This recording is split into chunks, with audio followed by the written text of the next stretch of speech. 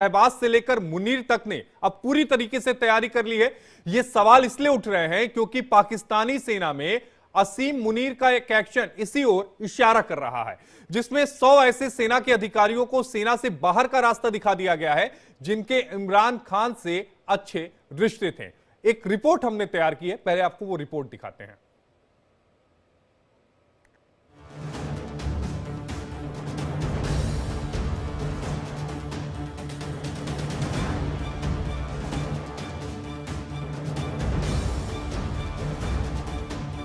पाकिस्तान में इमरान खान वो नाम बन गए हैं जिनसे अगर किसी ने भी नाता रखा तो उसकी खैर नहीं। इमरान भले ही इस वक्त जेल में हैं, लेकिन जेल के बाहर उनको लेकर डर्टी पॉलिटिक्स जारी है। इमरान खान के नाम तक से पाकिस्तान की सियासत से लेकर पाकिस्तानी सेना को अब परहेज है। आलम कुछ ऐसा है कि इमरान से नाता रखने वाले हर शख्स को पाकिस्तान में अब टारगेट पर लिया जा रहा है।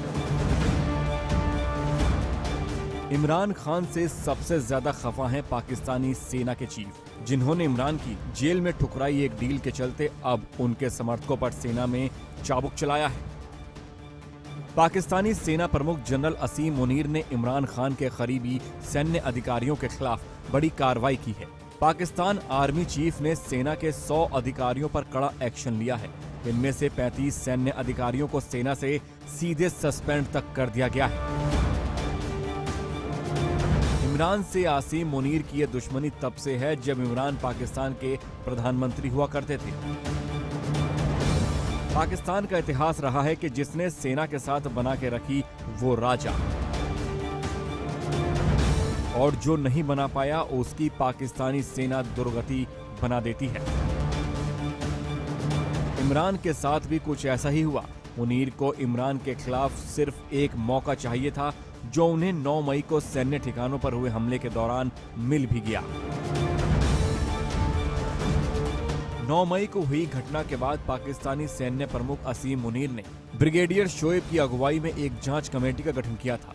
इस जांच कमेटी का उद्देश्य था इमरान के करीबी सैन्य अधिकारियों का पता लगाना, जिसमें इमरान से अच्छे रिश्ते रखने वाले 100 सेना के अधिकारियों की पहचान हुई।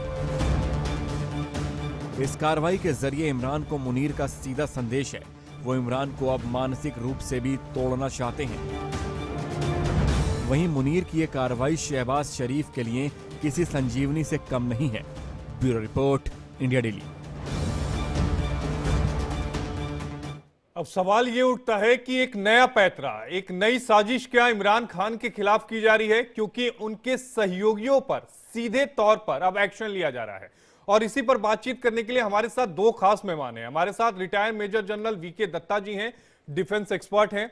इसके अलावा हमारे साथ अब्दुल समद याकूब साहब हैं, नेता हैं पीटीआई के, यानी पाकिस्तान इमरान खान की पार्टी के। सबसे पहले अब्दुल समद जी, मैं आपके पास आना चाहूंगा।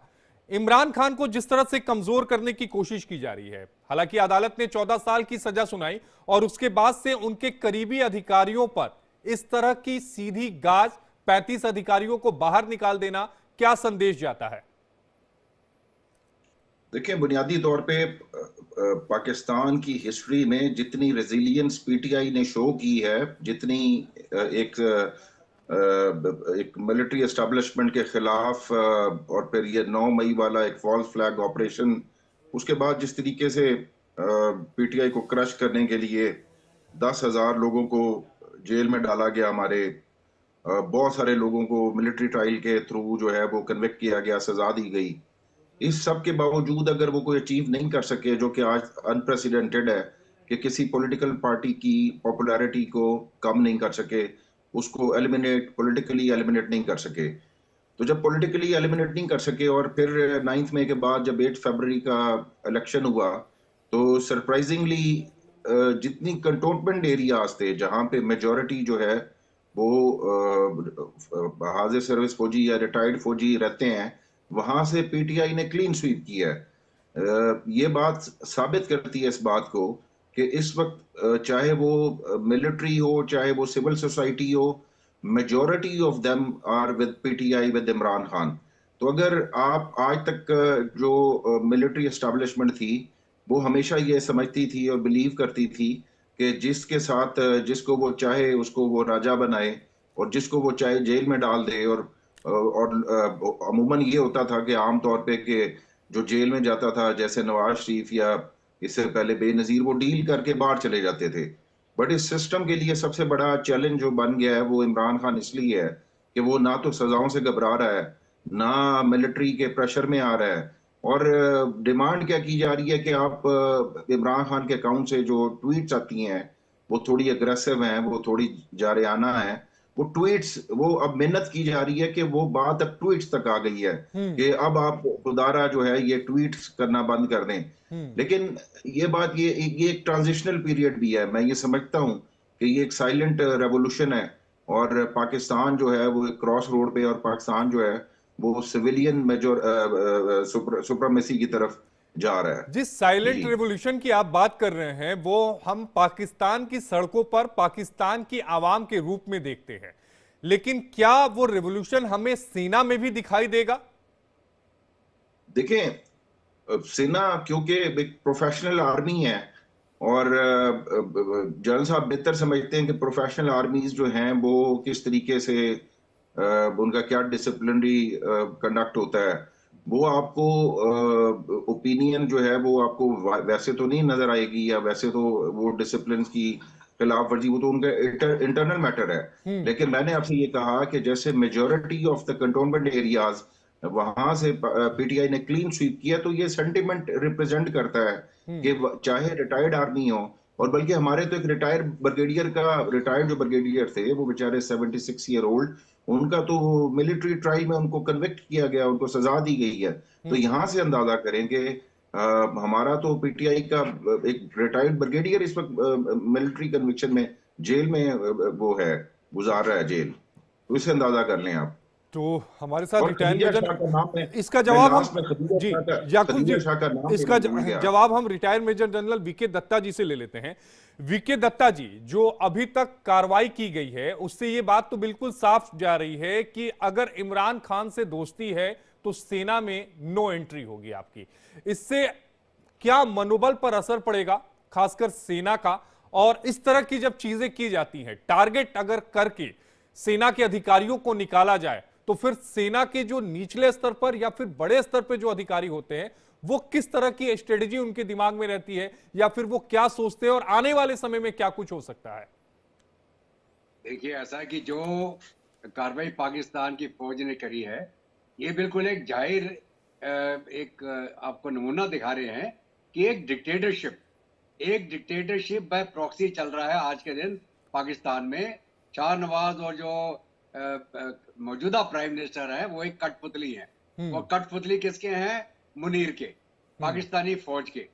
और पाकिस्तानी फौज ने अभी क्या किया है कि जितने भी सिंपैथी रखते थे इमरान खान के साथ, या उनके फैन थे, या उनको लाइक करते थे, या वो कि सोशल मीडिया में उन्होंने कभी कोई मैसेज किया हो, तो ये जो आर्मी के अंदर इंटेलिजेंस विंग होता है ये सारी चीजों को मॉनिटर करता रहता है।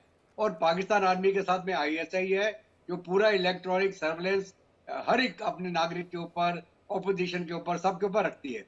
तो अब मैं, मान लीजिए मैं हूं और मैं किसी काम के, अच्छे काम के लिए मैं बीजेपी की बड़ाई कर दूं, या मैं बुरे काम के लिए कांग्रेस को कुछ बोल दूं, तो इसका ये मतलब नहीं है कि मैं किसी पार्टी की तरफ लीनिंग हो गया, लेकिन एक न्यूट्रल आपका वो जहन होता है। आप अपना न्यूट्रलिटी के मुताबिक जो पॉलिटिकली कंट्री के लिए अच्छा है उसके बारे में आप बातचीत करते हैं।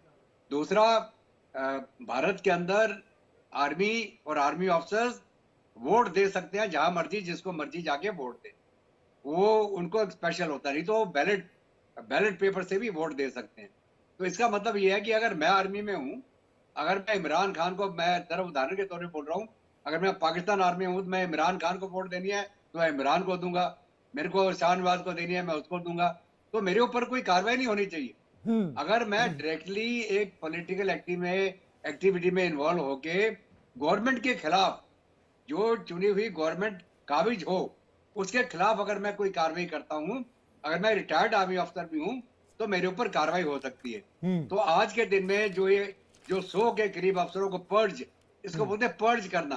पाकिस्तान की फौज इतनी डरी हुई है कि वो कोई भी जो सहानुभूति रखते थे इमरान खान के साथ, उनके ऊपर उन्होंने एक्शन लिया है। कईयों को प्री मेच्योर रिटायरमेंट दिया है, कईयों को उन्होंने जो बोलते हैं उनको मतलब निकाल दिया गया जबरदस्ती, कईयों को बिना पेंशन के निकाल दिया गया है। तो इसका जो इफेक्ट होगा पाकिस्तान आर्मी के अंदर, पाकिस्तान आर्मी ही डिमोरलाइज हो जाएगी। लेकिन एक प्रॉब्लम सवाल क्या ये है भी कि- उठता है retired major general V K Datta ji, कहीं ऐसा तो नहीं कि मुनीर साहब खुद ही अब सत्ता पर काबिज होना चाहते हैं, तख्ता पलट की ओर एक पूरी योजनाबद्ध तरीके से आगे बढ़ रहे हो? आज इमरान देखिए- के सहयोगियों का नंबर आया है, उसके बाद शहबाज के सहयोगियों का नंबर आएगा। देखिए ऐसा है कि जो मुनीर आज के दिन में कार्रवाई कर रहा है, आपने देखा होगा जब इलेक्शन भी हुई फरवरी में, इलेक्शन के बाद ये बिल्कुल क्लियर था, हालांकि इन्होंने बैन कर दिया पीटीआई को, जो 9 मई का पिछला वाकया हुआ था। बैन होने के बाद भी जो इंडिपेंडेंट लोग लड़े पीटीआई के, वो सारे के सारे जीत गए। हाँ, और वो एक जाहिर करता है कि कितनी ताकत थी और कितनी पॉपुलैरिटी थी इमरान खान की। तो जो मुनीर है आज के दिन में, मुनीर सत्ता में काबिज रहने के लिए बाय प्रॉक्सी, क्योंकि इमरान खान ने इनको साइडलाइन कर दिया था। इमरान खान ये जब डीजी आईएसआई भी थे तब भी इसको साइडलाइन कर दिया था। तो मुनीर खान तो ये मतलब दिन गिन रहा था मैं कब इमरान खान को पावर से हटा पाऊं, और वो उसने वो हटा दिया। अब वो इमरान खान अगर दोबारा पावर में आता तो मुनीर तो कहीं छुप नहीं सकता ना फिर। तो इसलिए मुनीर जितने भी हथकंडे खेल सकता वो खेलेगा कि कहीं इमरान खान दोबारा पावर में ना आ जाए। वो दोबारा अगर मान लीजिए इलेक्शन हो जाए और दोबारा इमरान खान जीत जाए तो मुनीर कहाँ जाएगा? रिटायर होके भी तो कहीं रहेगा ना। या तो अमेरिका की नागरिकता लेगा, या यूरोप में भाग जाएगा, या चीन अगर इसको रखना चाहे तो रख लेगा। लेकिन इसके पीछे जो पीटीआई के लोग हैं इसको छोड़ेंगे नहीं। तो क्योंकि आदमी को हमेशा ध्यान रखना चाहिए, आप ताकत में तब तक ही रह सकते हैं जब तक आप सर्विस में है। जब तक कि अगर आप कू कर देंगे, कू करके आप जी मार्शल एडमिनिस्ट्रेटर बन जाइए, जैसे जियाउल हक बन गया था या परवेज मुशर्रफ बन गया था, तो वो कार्रवाई करके भी कितने दिन आप रहेंगे? क्योंकि इंटरनेशनल प्रेशर आ जाएगा आपके ऊपर सैंक्शंस लग जाएंगी। पाकिस्तान का हाल आज वैसे ही बुरा हो गया है, गुर्बत छाई हुई है, पैसा है नहीं, खाने को है नहीं, नौकरियां है नहीं, कोई इंडस्ट्री नहीं चल रही। तो ये मतलब एक मुल्क का जो बेड़ा गर्क करने का तरीका पाकिस्तान की फौज हथकंडे लगा रही है। एक आखिरी सवाल मैं याकूब जी आपसे ले लेता हूं, समय की थोड़ी कमी है मेजर जनरल साहब। याकूब जी, अब पीटीआई की अगली स्ट्रेटेजी क्या होगी? देखिए, मैंने जनरल साहब ने तो बहुत अच्छे तरीके से एक्सप्लेन कर दिया, और मैं बिल्कुल इत्तेफाक करता हूं जनरल साहब की बात से कि इस वक्त रिटायर्ड जनरल बाजवा जो है वो कहाँ पे हैं? वो तो आज पब्लिक प्लेस पे नहीं जा सकते, वो तो कहीं यूरोप के किसी मुल्क में नहीं घूम सकते आम आदमी की तरह। रिटायर्ड चीफ जस्टिस काजी फाइजा का यही हाल है, तो ये किसी आइलैंड पे जाकर है। रही बात पीटीआई की, देखिए पीटीआई की स्ट्रैटेजी जो है वो कंसिस्टेंट स्ट्रगल है और रेजिलियंस है। हमारा कोई कंप्रोमाइज करने का या इनके साथ कोई एडजस्टमेंट्स का इरादा नहीं है। इस बार जो है हमने डिसाइड किया है कि अगर हमने हमेशा के लिए सिविलियन सुप्रीमेसी चाहिए हमारी स्टेट को, तो फिर हमें जो है वो रेजिस्ट करना पड़ेगा, और रेजिस्टेंस ही हमारी जो है स्ट्रैटेजी है। लेकिन वो किस तरह से करेंगे?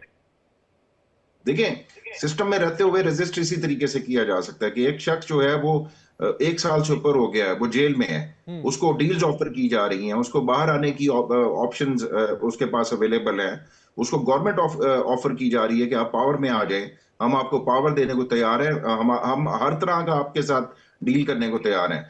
यही वो तरीका होता है कि एक जो ओपोनेंट है हमारा इस वक्त, जो मैं मिलिट्री एस्टेब्लिशमेंट कहूंगा, ये जनरल साहब ने इशारा किया कि इंटरनेशनल प्रेशर, इनके ऊपर इंटरनेशनल प्रेशर इस तरह से बढ़ जाएगा कि ये लोग सस्टेन नहीं कर पाएंगे। और देखना ये होगा कि ये अंतर्राष्ट्रीय जो दबाव है वो कब तक बढ़ता है। अब्दुल समद याकूब साहब, नेता पीटीआई के हमारे साथ जुड़े थे। हमारे साथ retired major general V K Datta ji, defence expert हमारे साथ जुड़े थे। आप दोनों का जुड़ना